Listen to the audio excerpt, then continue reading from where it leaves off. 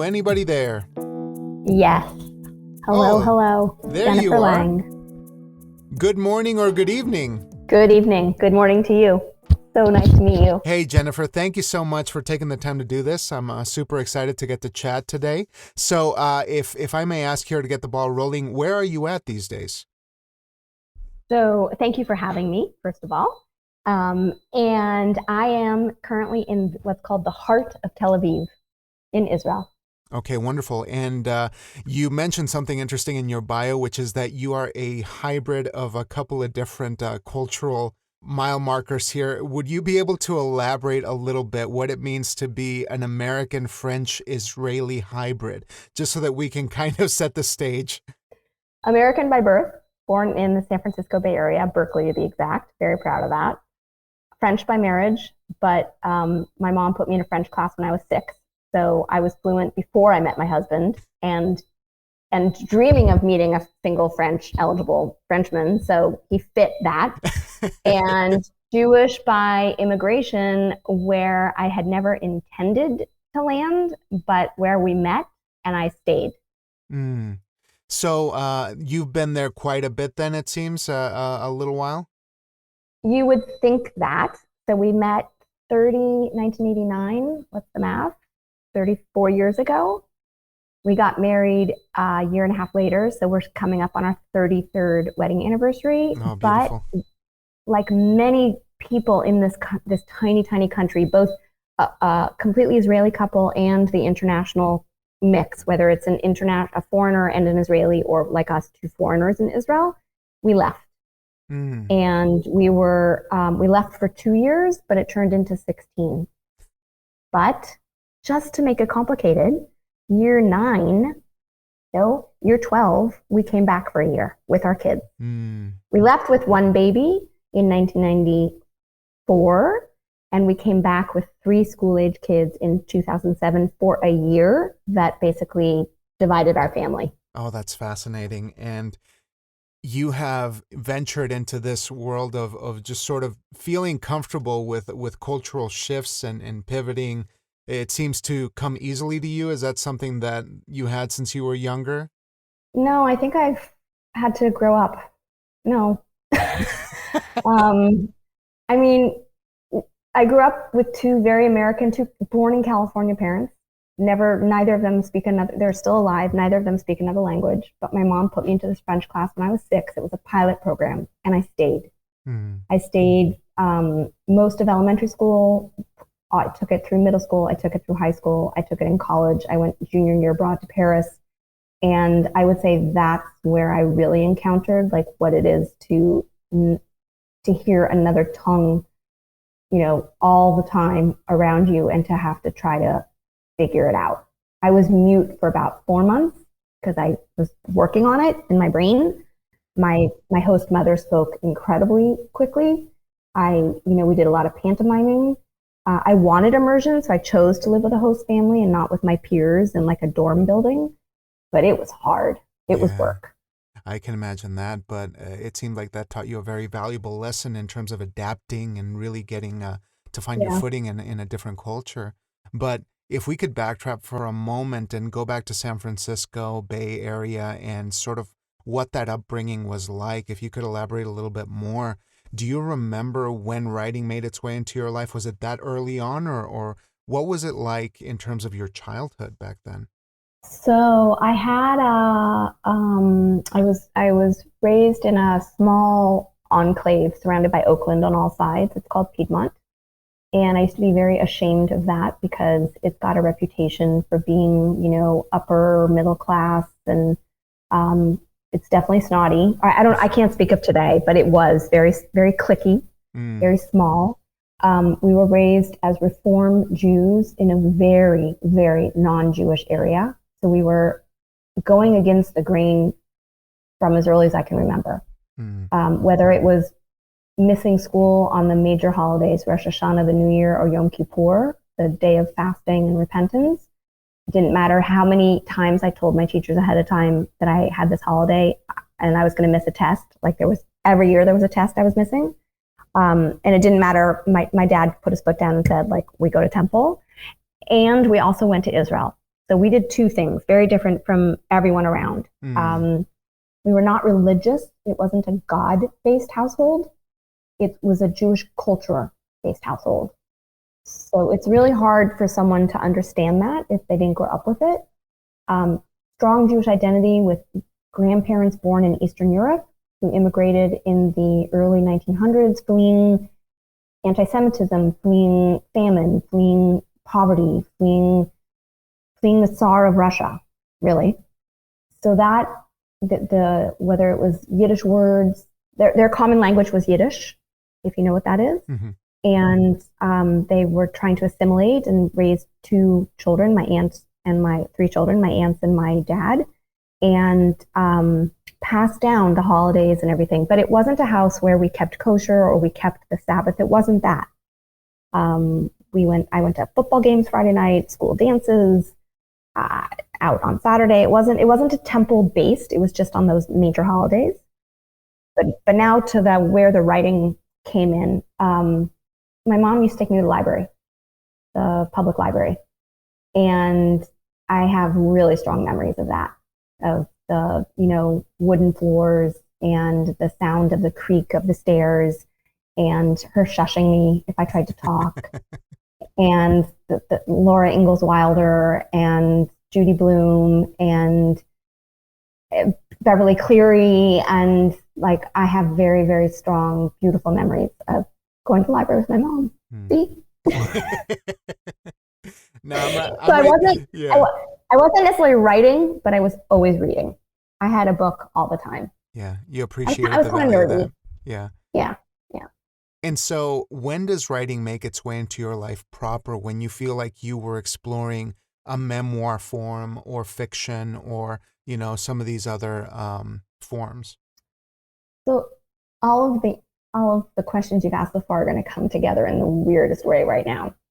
Writing did not make its way in high school. I hated writing papers. I didn't understand the grammar rules. I cried when I had to ask my mom for help and she would berate me saying, "What's your problem? Why can't you understand these grammar rules?" I needed help writing essays to get into college. I actually ended up in a great college, but and I kind of know how. I wasn't in the general studies school. I was in some other school that was easier to get into, I think, looking back. But I could not write.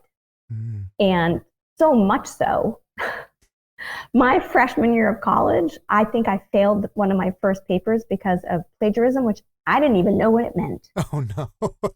I was called out on plagiarizing. Yeah. Oh, my goodness. So I kind of learned the hard way. And the hard way happened, ironically, while living in France. So I gained enough fluency during my junior year that I felt like I was just getting it. And then I left and I came back to the States for my senior year of college, but I really didn't want to be there. It was Ronald Reagan and it was yuppie and it was this very conservative way of living. You had to dress a certain way and look for a certain job. Arthur Andersen Consulting. I didn't want any of that. I wanted Paris. I wanted the colorful, non-matching suits people wore. And I started to look at how to get abroad. And so I applied to the Peace Corps. I looked at teaching English in Japan. I applied to a program in Israel. And then a young woman, a year older than me in high school, who I ran into while biking through Bruges, Belgium. We recognized each other. We were two of the Jews of in a non-Jewish city. We recognized each other. We stopped, we talked. She was a bilingual assistant at an organization called the World Jewish Congress in Paris on the Champs-Élysées. And I was like, how did you get that? So her dad had a connection. She got the job. That was it. We biked. I went back to college. I get a phone call I think my last semester at school from this woman who called her parents in Piedmont, who called my parents in Piedmont, and then she called me. She got my phone number from my parents, telling me she was leaving her job. Did I want it? Wow. Like when someone says something falls in your lap, this fell in my lap. I'm answering your question. It's just a really roundabout answer. No, and I love it. I love the background. I'm getting there. Yeah. And so, and the whole thing is that the boss wasn't going to hire me. I had to come for the interview. Was I coming anyhow? And on the phone, in the spur of the moment, I said, yes, I'm coming. And I had a really close French friend, and we flew together. She was in the States. She was an au pair. We flew together. I lived with her and her mom until I found an apartment. But really what happened was that first week in Paris, I got the job. But what happened? I learned how to write in English as I mastered French. I understood how to speak properly. There is no way in French to end a sentence with a preposition. So who did you go to the dance with? We would say in English. And we often write like that, even though it's not really correct to write like that. But I couldn't understand with whom. I didn't understand how to flip it when I was in high school and college. And in French, you can't actually say it. It's impossible grammatically. And I understood as I was immersing and reading and translating from French to English, I got it. And I started writing in my job in Paris as a college graduate. Oh, that's remarkable. And there's something beautiful about you having to go to another culture to understand your native tongue in so many respects. But I feel like this kind of sets the stage for where you are now, which is you running the Israel Writer Studio. And I feel like there's such a beautiful journey there in between when you first understood what the assignment was in so many words, and now taking that practice and that knowledge that you picked up along the way and sharing it with others. Can you tell me a bit about how you landed in that role of Israel Writer Studio, or how you brought that about and what that means to you? And then maybe we can talk about the books, of course, but, just to kind of keep setting the stage. Sure.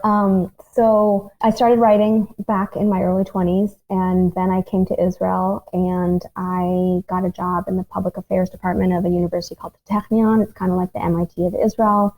And there I was writing more and doing editing and layout. And then I was also a copy editor for a journal of Jewish history at a different press in English. Everything was in English here.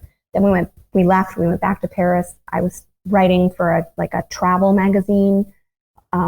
And then we moved to California, and I got a job in the marketing department of a Jewish nonprofit where I was writing, but also I was taking classes outside of work, and I was taking copy editing classes, and I had freelance gigs. And then after I had my second child and it didn't make sense for me to go back to work financially, I was complaining to a girlfriend that I was actually really bored at home. And my girlfriend had just hopped on board with a website. This was 1997, Oakland, California, San Francisco, California. It was the dawning of the WWW, the World Wide Web, as we called it when we dialed up AOL. I don't know how old you are. If you have any. I recall. Yeah. And I was brought on board to edit and write for this website called Baby Center. So while I was going through pregnancies and having babies and rearing children, I was writing about it. And it was beautiful. And then it just went from there. So from there, I was doing a lot of website writing. We were called content writers. And then I jumped into print because I wanted to see my bio. And so I wrote for magazines like Parenting and Parents. I don't even know what's around anymore. Scholastic. Okay, so the question. Okay, so then in 2008, Bernie Madoff took the economy down. We were living in Israel for this year, and two of the magazines who were my main bread and butter with freelance writing, the editors-in-chief walked away. Both women saying, "I'm done." Wow. She folded her magazine. She couldn't even pay me my last assignment, and the other one just said, I can't do this anymore. And when they walked, I walked. So I had been freelancing for, I guess, 11 years. And I walked, and I spent a year, 2008 into 2009, thinking about, because I was already taking creative writing classes then, how can I call myself a writer if I'm not being paid to write? That was a big conundrum. And I realized I could teach. I realized I could take the best of everything I had gotten over the years and put it into a curriculum that I would have wanted when I had just started on this journey. And I pitched 5 adult schools in the area where we were living in New York, and 2 of them hired me. And I started teaching memoir classes in adult schools and loved it. And I was also already teaching yoga, so I was already a teacher, and it came naturally. I seemed to realize, in my early 40s that it didn't matter what I was teaching, that I was a teacher. And we moved to Israel a couple years into that, and I started teaching through an organization. But you have to remember, I'm in a non-English speaking country, so it wasn't a given to teach here. Mm-hmm. And then I went to school and did an MFA, and then I had the confidence to say, okay, I'm opening up a thing, and that is Israel Writer Studio. Oh man, what a journey that must have been. And I want to keep asking you more about the convergence of yoga and the creative pursuit, because I think there's something very inherent there about being open and being able to channel something that's a little bit deeper than the surface. But we'll table that for a moment, because I want to ask you about your latest work, which is Places We Left Behind from Vine Leaves Press. Is that correct? Yeah. Can you tell me a bit about when this makes its way into the picture and how you go about finding this memoir? So it's a journey. I mean, it is so not straight. It's not circular, it's not straight, it's just messy. So I'm going to just show or say a few books that have, come into my life at different points and that started getting me on this journey to write in the form that I wrote, which is very unconventional, and I'll talk a little bit about that. So the first one is Dani Shapiro's Devotion, and I went in 2011 before leaving New York for our final move to Israel. I went to hear her at actually a yoga retreat place in the Berkshire Mountains in Massachusetts called Kripalu. She did a memoir weekend. So I was already 7 years into taking different memoir and creative nonfiction classes, didn't have my MFA yet, pretty much had the idea that I had a book in me, but I really wasn't quite sure what it was. And her book is 102 small chapters of her journey trying to answer, what does she believe? What's her faith? Then I went into grad school, and one of the books we read as a school, whether we were fiction, poet, nonfiction, was Alison Bechdel's Fun Home. It's a tragicomic, graphic memoir, and that rocked my world. And then I started reading more graphic comics. Then this incredible woman had a column go viral in the New York Times while I was teaching already Israel Writer Studio. Her name is Amy Krauss Rosenthal. She's no longer with us. She died, I think, in her 40s. Leaving behind a husband and 3 children, and she wrote a column that was all about, I think you might want to marry my husband, I think it was called, in the New York Times. And it was circulating. Everyone was reading it and crying. And the writing was so beautiful, and it was so honest. And it basically brought me down a rabbit hole to understand who Amy Krauss Rosenthal was and what her writing was. And this is like a little memoir. Each chapter is words going with the alphabet, and there's different graphics and design elements, and it is so creative. It's called Encyclopedia of an Ordinary Life. Then, sorry, the answers are long.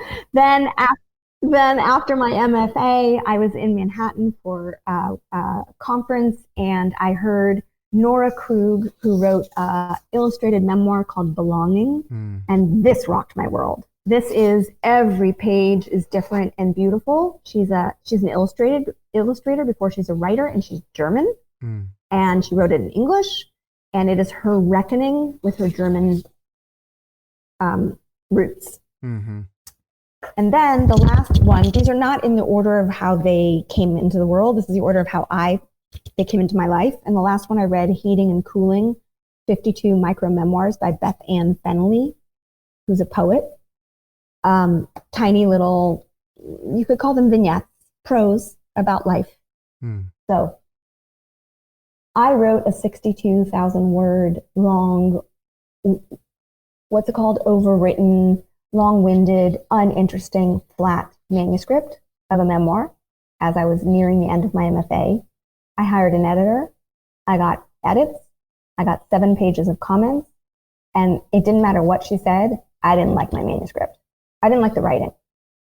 And the big thing is, when you get comments back like that, it's like, put it away. Read everything, think about it, and then put it away. And I put it away. And while it was away, I started taking classes online, because I was in Israel, with a woman named Kathy Fish. Mm. and she teaches flash fiction. But really, flash, it doesn't matter, fiction or nonfiction, flash. And I started to write it was 2 weeks, 5 days a week, so 10 sessions. We were in a group. It was asynchronous and no Zoom, no faces. And we were reading each other's work and giving feedback. And everything I wrote was about my life in Israel. And the feedback was all about, like, I hope you're writing a memoir about your life in Israel. It's fascinating. So, like, the seeds were being planted. Then the manuscript that I had that was 65,000 words was about my marriage. And it started when I met, it was also about childhood, but it started and how I grew up, very Jewish, strong Jewish identity in a non-Jewish place. But it really started where I met my husband, and then it ended 30 years later. And it was just too long, and it didn't have a tight focus. It didn't have a tight narrative arc. But so it was out there. A lot of the pieces of what became Places We Left Behind were written. Mm. So all to say, there was a memoir that came out called H is for Hawk. I think Helen MacDonald is the name. MacDonald, maybe, British. A memoir of loss. And a British journal, a literary journal, did a call for stories using the letters of the alphabet. And when I saw it, it was J. J is for ... 300 words max. So this was while I was taking these classes on writing short, flash. And I knew the word I wanted, and I went straight into my 65,000 word document, and I found it. Thank you to Find. Jury was the word. How my husband and I were sitting 2 days after our 20th wedding anniversary in New York, where we were living, debating about coming back to Israel, debating about staying together. And we were deliberating like a jury of two, which ironically, the word jury didn't make it into the final manuscript, but it's elsewhere. And I then kept going. The next month was K, and I knew exactly what word I wanted, and I found it. And then L, and then I went back to A on my own, and B and C. And I ended up with this completely different manuscript because everything was 300 words max. Oh, that's so lovely. I chopped from 900 words and 1,000 words and 1,200 words to under 300. And my prose wowed me so much tighter.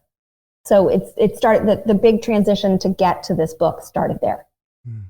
And so do you feel like there was a leap, and it's hard to quantify like what sort of eureka moment had the greatest impact on the manuscript as we see it now, but I imagine that there was a visual component that really helped along in terms of graphic novel sort of inspiring you as well. Can you elaborate a little bit on how that visual aspect affected the way that you went about writing this? So I think the first thing that I have to say is, like, I'm not an artist. I'm not visual. I think I'm more auditory. So that's my starting point here. Mm-hmm. I think I was feeling that the words weren't doing enough sometimes. And so I was searching for another way to say things. But also, if there's something I have a pet peeve about in a book, I can read a great story, but if the author repeats information all the time, doesn't doesn't give the reader enough credit to remember from chapter to chapter details, mm-hmm. I lose interest in the book. Like, it becomes a badly written book to me. And so a couple of things. I felt like I was being really repetitive with what I was trying to say, and I was trying to figure out how to say things differently to avoid the repetition. And I really like writers who are like self-deprecating and snarky, and I'm not really like that. I'm not so sarcastic. I'm not snarky, but I was like kind of yearning for a little bit of that. And so the way I ended up using the visual elements in my book enabled me to have a little snark. I have some snark in the footnotes. I have a little voice that's like, Did it feel like an alter ego kind of, that went against you in some way? Kind of. It freed me. It really freed me. It really freed me. Yeah. So what kind of process did you go through while editing this new version, the new iteration of the manuscript, did you feel like you had to go at it again from the ground up and get an editor to really walk you through that again? Or did you have a bit more confidence in what you had by the time you sort of wrapped up a new manuscript? I'm so happy to say I had the confidence to do it on my own. I think I knew I was onto something. So after writing, after having Places We Left Behind in a different version where it was just prose, I felt that, like I felt that maybe there was something lacking, but I didn't know what it was. I started to pay attention to what's called call for submissions for like chapbooks, for example. My book is exceptionally short. It's 13,000 words, like really short. So I was treating it as a chapbook. That's not how it ended up being, how it's being released. It's a book, but I was answering calls for chapbooks. And I was seeing this word in this calls for submissions, which was experimental prose. And I was like, what is that? I had no clue. But I remembered feedback I'd gotten along the way with my original manuscript, which was I'd had a pro-con list. And someone said, I'd love to see that list. I wish you had that list. And then I realized I had a chapter about Philippe and I, my husband and I, zigzagging through the old city in Jerusalem to get from one gate to the Western Wall. And I laid my text out on the page like a zigzag to mirror the content. And I realized that like there was something to it. I'm not a poet, so I don't know about enjambment and stanzas and not my lingo. But I was seeing something that was really interesting, and it started there, and it just kept going. Yeah. This kind of leaves me thinking of the process of distillation, how everyone arrives at it in a completely different way. But for you, how does that paint a picture of your life? Because we're talking about still huge swaths of time in your personal history that are now distilled into these very concise, very succinct moments on paper. What feeling are you left with as you look at this manuscript now and look at what actually remains from that massive previous iteration of work? What do you see out of this? What's the feeling that you're left with after such distillation? So I like sparse, I like clean, I like not cluttery. Like it's very much like a mirror of who I am. I get rid of things easily. I like clean space. So there's that aspect. Like there's no connective tissue from chapter to chapter, right? But so the thing is a lot of the first manuscript is still alive in a second book that comes out in a year called Landed, a yogi's memoir in pieces and poses. So I didn't know that I had two books in me. I didn't realize it. It didn't happen in a conscious way. Landed, the second book, was what I was really working on and trying to place when I signed for this. When a friend came to me saying, I'm looking at chapbook submissions, you should look at your body of work that you have. You should try to think if you can link some essays together by theme. I think you should enter contests. So I was already in the submission process for Landed, getting a lot of rejection, when I went back to work on Places. I see. And realized I had two separate stories going on. Okay. So how does the divergence occur? And I got to say, Landed, a yogi's memoir in pieces and poses is a great title. I think it kind of playfully marries those two ideas of your life, which is very taken with that title. That one's coming out next year, right? 2024? Yeah. Yeah. Yeah. So tell me about how these two books, these two manuscripts, I don't want to say counteract or counterbalance each other, but how do they speak to one another? Because they seem to be a continuation or extrapolations of the similar journey. So two readers, two women, two writer friends who I, really, one was actually my mentor and one was a writer friend, both said something to me when I had the longer manuscript that they had read, saying, I think you're asking the wrong question. And a memoir is all about asking a question. What is the question? And when my second friend said that to me, I was like, okay, I'm clearly up, going up the wrong tree. Like, what is the problem? And I realized that I shouldn't be focusing so much on my marriage as the journey as much as my journey. And what was my journey? Because I had definitely taken a journey. And my journey started when we landed in Israel in August of 2011. Oh, wow. With two teenage daughters and our son who was joining the Israeli army. And that's what catapulted our move back to the country. And my journey was on and off the yoga mat, really trying to make peace with this country. I felt ambivalent. I had wrestled. I felt like it was home, a second home to me, but it brought out the worst in me often. I often cried, lots of crying jags. I wondered if I was depressed, but I never felt like someone who was depressed. So it really did something to me. Got under my skin.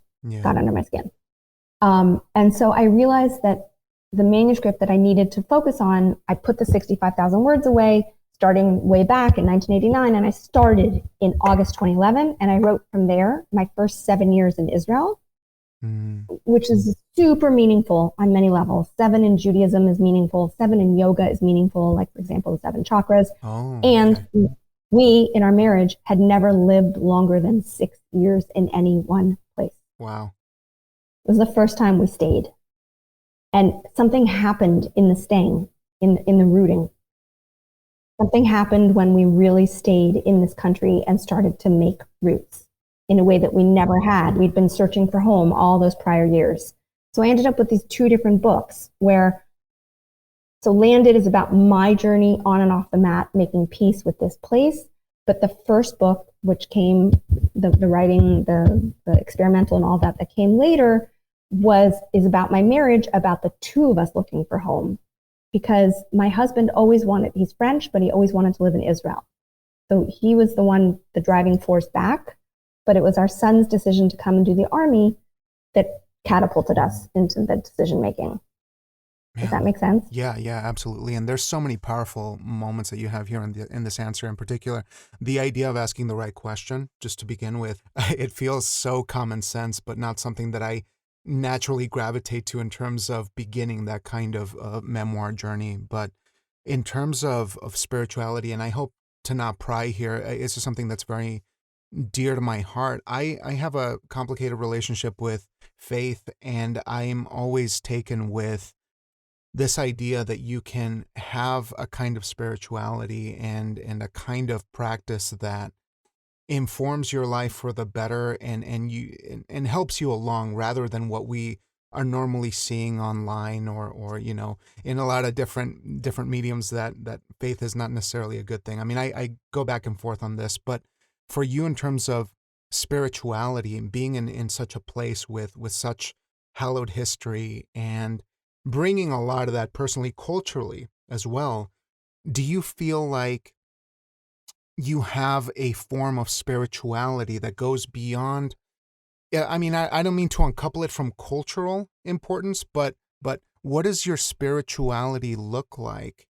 And does that inform how you're writing? Do you feel like there's a kind of message that is coming down, or is that not how you think about the process at all? And mostly I'm curious, in terms of belief, because I don't know what the answer is. I'm very conflicted in many ways. I'm with you. I'm just as conflicted.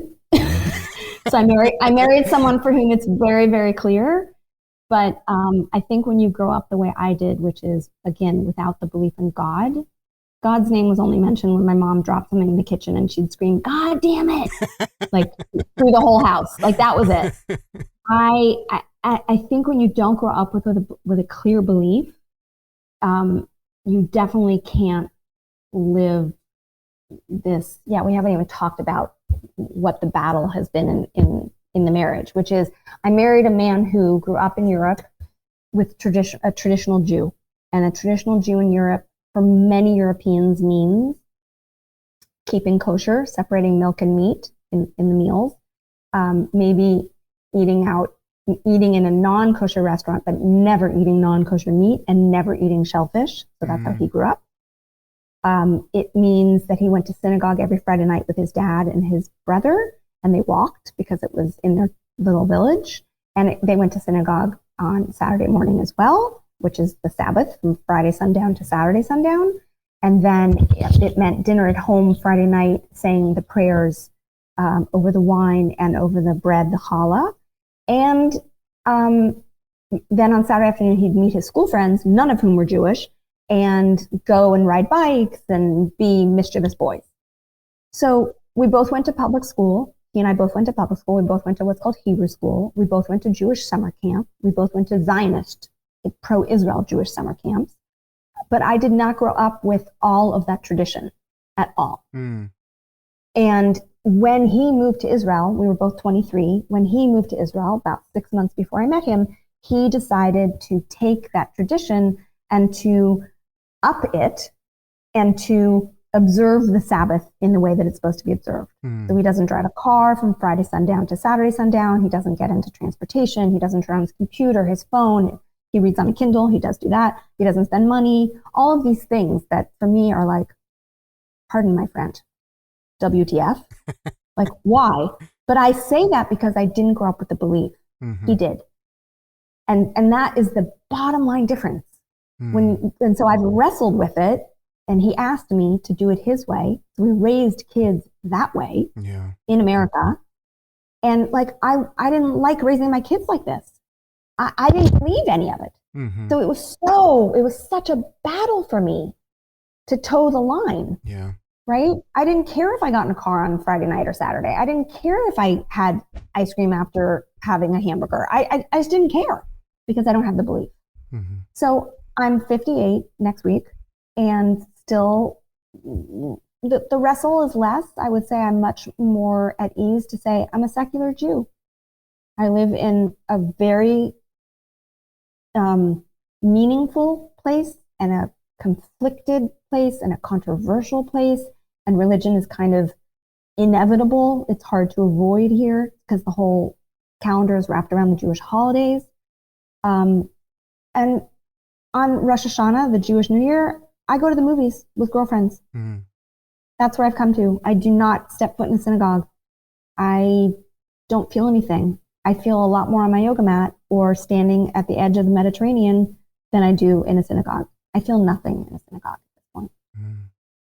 Man, yeah, that's there's so much to parse through there, and I'm so grateful for your honesty because it really provides a sense of relief in terms of being okay with the ambivalence of this whole thing and really mm-hmm. embracing that in a way, because it seems like there's a lot of that discussion and a lot of that wrangling in the work itself. So for mm-hmm. anyone who's kind of thinking about these questions, I think it would be prudent to go check out the books because I'm sure that there's a lot of that in it as well. But I have a couple more questions to be mindful of your time, but I'm so thrilled that we get to do this. I want to ask you about yoga for a moment. If you could share a little bit about how that made its way into your life, and of course, where do you stand on yoga as a tool for people who are looking to improve their quality of life, for the creative pursuit and all its facets? What does it give you as a human being? Big answer. Yeah. I first stepped onto a yoga mat in early September 1995. About a week after my birthday. I was 30 years old. I had a baby, a 2-year-old. We had just moved to Oakland, California, so we were living down the road from my parents after a year in Paris. So we were in Israel for 5 years. Our son is born there. And then we went to Paris for a year for my husband's MBA. And then we went to California for my soul, for my psyche. And we were there for a year, but it turned into 6. And there was political unrest in Israel. I wasn't able to come back. And a girlfriend, an American friend of mine in Israel before we had left, had been very, very involved in yoga back in New York. And so I kind of knew a little bit about it from her. And she had said to me, if you ever get a chance to go to class, you should. So moved to California, saw a yoga studio about a half a mile from my home, went to a class. Mm. And I went to a class on a Wednesday morning. And I kind of will never forget, it was packed with people from 9 to 11 in the morning. Everyone had the same mat because back in those days, there was only one kind of mat. And everyone was whispering about the teacher, wondering if he would be there. His name was Rodney. Rodney He, if that name means anything to you. He's pretty nationally known. Mm. And in walks this, beautiful man who looked like he'd been a dancer or a gymnast. And I get teary. Talked about rooting down into the earth, planting your feet, spreading your toes, how to find parallel and how to anchor yourself. And I was moved by the words because I had been moving for so many years. After growing up very, very rooted, I end up very, very unrooted and shaky. Shaky in my marriage, shaky with religion, shaky on the planet. Didn't know where home was. Lived with a man who did not want to be in America. I knew that. And I just kept going back to class because those words, it was like song lyrics to me. And it gave me visceral, there were the poses going on, which I liked, but but it was this language that just, brought me in. And I went once a week for many years. It was all I could do because I was working part-time and I was juggling childcare and I was, commuting, and it wasn't so easy. And I went once a week for the first 6 years. And it was only after leaving California, moving to White Plains, New York, leaving a yoga studio in every neighborhood in Northern California, to move to New York, where there was one and I had to drive 20 minutes to get to it, to realize what I had left behind, what I had and taken for granted, and who Rodney He was. I only really understood who he was when I got to New York. And the teachers and the studio where I was going were wowed by my first teacher. And that seems like such a gift to receive at such a pivotal time when you're going through so many changes. And especially as a parent, I feel like there's so many things that turn your world upside down when you become a parent, that I can't imagine that, as well as the cultural upheaval that you seem to have experienced. And I want to ask you about parenting in particular, and how raising multicultural children with awareness, with understanding. Can you explain a little bit about what that evolution has been like to experience watching your kids grow from one country to another, and living in these kinds of multicultural environments? And I guess I go for emotional reactions, but just kind of what your experience has been like with that process as a parent. So, I think, I wanted to be French. I wanted everyone to think I was French. I would walk around Paris and drape the scarves, and just all I wanted was for people to mistake me for French. But I have an American head, so that didn't happen. And an American laugh, and American white teeth, and it just never happened. But I got it in a way, because we raised our kids each speaking our mother tongues to them. We were very committed to raising bilingual children because we wanted them to have a relationship with their French grandparents. We had French nursery rhymes in the house. We had French children's books. We had French videos. Like, Sunday morning we would get up and watch Babar. And we spoke in Fringlish between us because we each understood each other's language. And all to say, my kids today are turning 30, 26, and 24. Fluency, I've understood now, is, you can break it down. There's speaking, comprehension, reading, and writing.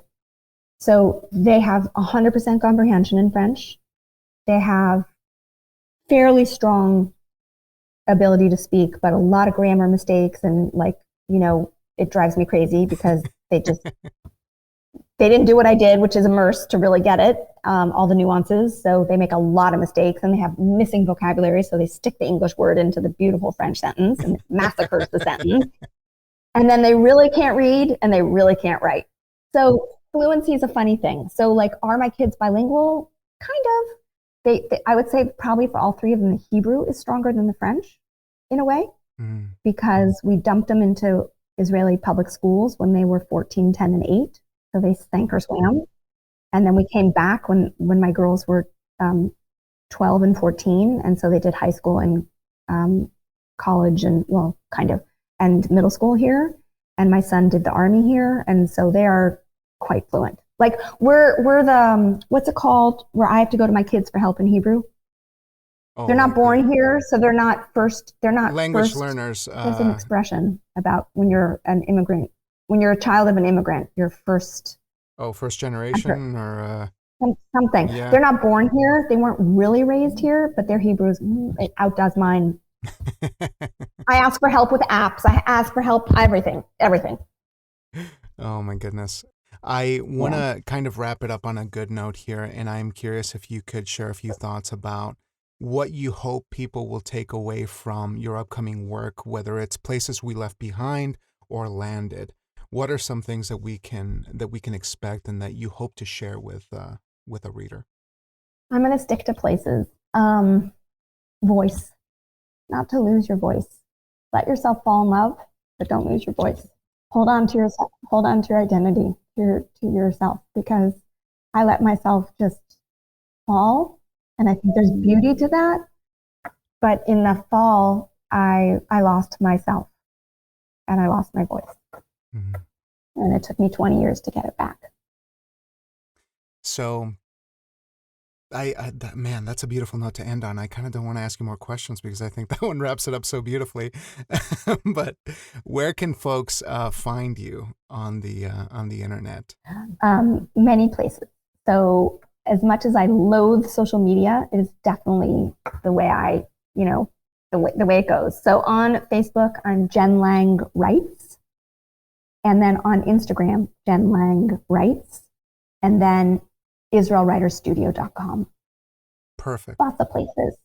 Yeah. Well, Jennifer, I want to thank you so much for your time, for doing this. It's been such a pleasure. And I want to really share my gratitude for sharing this love of language, for believing in the multicultural message of making our communities better, and to look forward to a future that is full of possibility, but also for this wonderful work that you're doing with such honesty and reminding us what the most important thing is, which is to hold on to that voice. I'm just very, very inspired by the work that you're doing, and it's really been a blast. So I hope that we get to chat again, maybe when Landed comes around. So much. Yeah, because we just scratched the surface. There's so much to cover, and I feel like 10 minutes from now, I'm going to get so many more questions to ask you that I'll definitely want to continue this if you're ever willing to do that. Absolutely, Jamie. Thank you so much. It's really been a pleasure. I hope you have a wonderful evening, because I'm pretty sure it's evening over there, and I will be in touch real soon on the internet, okay?